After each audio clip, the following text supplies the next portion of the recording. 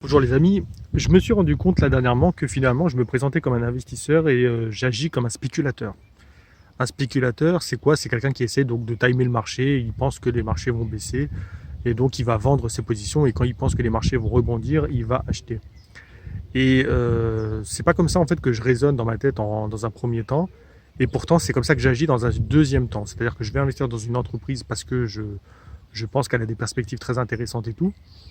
Mais par contre, je vais la vendre au bout de quelques semaines ou quelques mois parce que j'agis comme un spéculateur, c'est-à-dire que je pense que voilà, parce qu'il y a la politique monétaire qui agit comme ça, parce que la politique agit comme ça, parce que les marchés financiers atteignent des plus hauts ou parce que si, parce que ça finalement, eh ben je me mets à vendre des actions pour rien. Donc là, j'agis comme un spéculateur.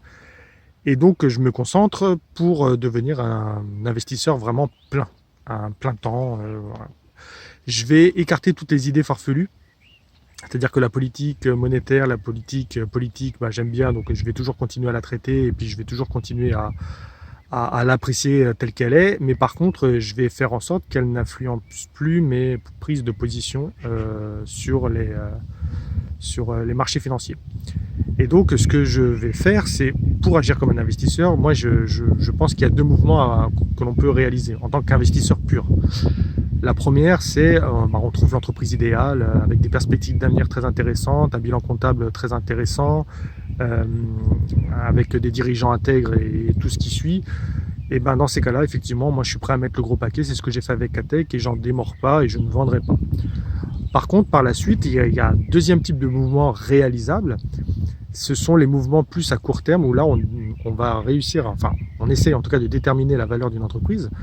Et lorsque la valeur, le cours de l'action est bien en dessous de la valeur de cette entreprise, et ben dans ces cas-là, on investit dedans tout simplement en espérant en fait un rattrapage du cours qui ira jusqu'à sa valeur, voire un petit peu au-dessus de sa valeur intrinsèque.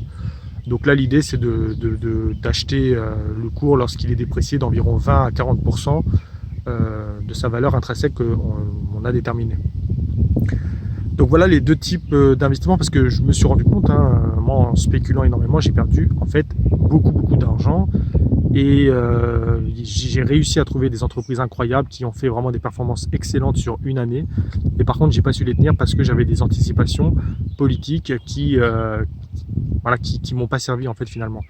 Donc se concentrer sur les marchés financiers uniquement à travers un cahier des charges où voilà j'estime la dette, j'estime les perspectives de bénéfices, j'estime l'intégrité des dirigeants, j'estime tout un tas de choses en fait. Ça va me donner une note sur l'action et cette note, bah, quand elle passe à un certain seuil, bah, finalement, j'achète.